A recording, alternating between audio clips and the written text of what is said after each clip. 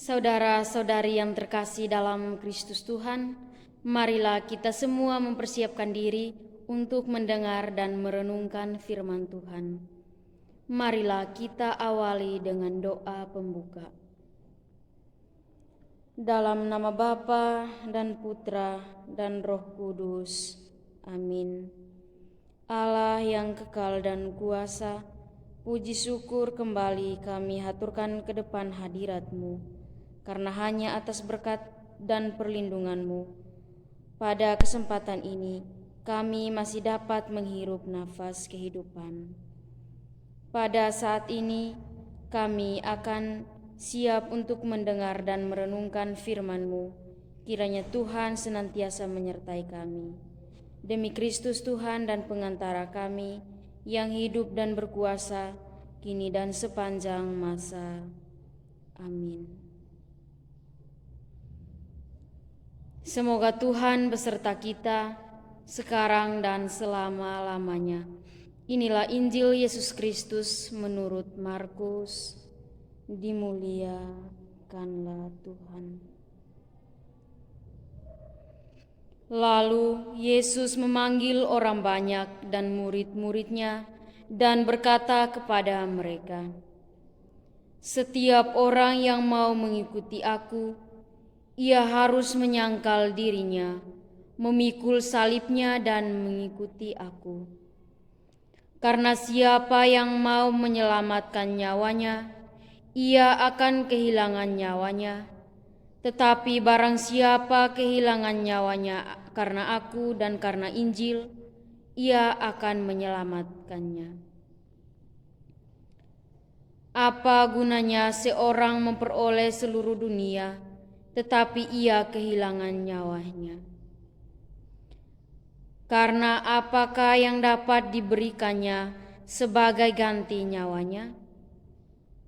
Sebab barang siapa malu karena aku dan karena perkataanku di tengah-tengah angkatan yang tidak setia dan berdosa ini, Anak Manusia pun akan malu karena orang itu apabila ia datang kelak dalam kemuliaan Bapanya, diiringi malaikat-malaikat kudus. Katanya lagi kepada mereka, Aku berkata kepadamu, sesungguhnya di antara orang yang hadir di sini, ada yang tidak akan mati sebelum mereka melihat bahwa kerajaan Allah telah datang dengan kuasa." Demikianlah sabda Tuhan, terpujilah Kristus.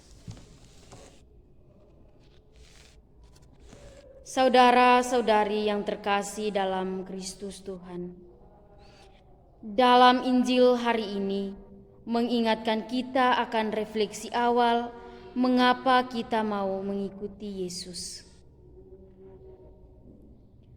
Renungan hari ini bagiku sangatlah berat, sebab manusia pada dasarnya ingin mengumpulkan harta, ingin aman dan nyaman, khususnya materi, demikian juga kebutuhan hidup, ambisi akan rencana masa depan dan kesenangan pribadi.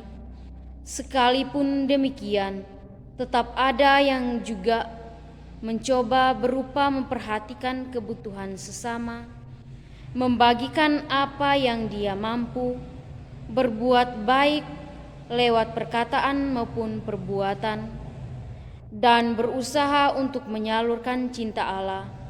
Bisa dikatakan sama dengan memanggul salib Kristus.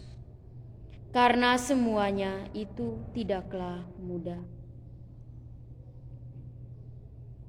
Saudara-saudari yang terkasih dalam Kristus Tuhan, kita pun perlu siap berkorban, dihina, dicemooh karena Kristus. Salib adalah lambang penyangkalan diri, keluar dari keinginan dan kenyamanan diri, sekaligus rela mati bagi diri sendiri, ibarat benih yang jatuh, mati agar memberi hidup pada tunas-tunas yang baru. Mari kita berusaha menjadi teladan dalam memelihara iman, sebab tanpa iman hidup kerohanian kita akan mati. Semoga setelah mendengar dan merenungkan firman Tuhan, marilah kita akhiri dengan doa.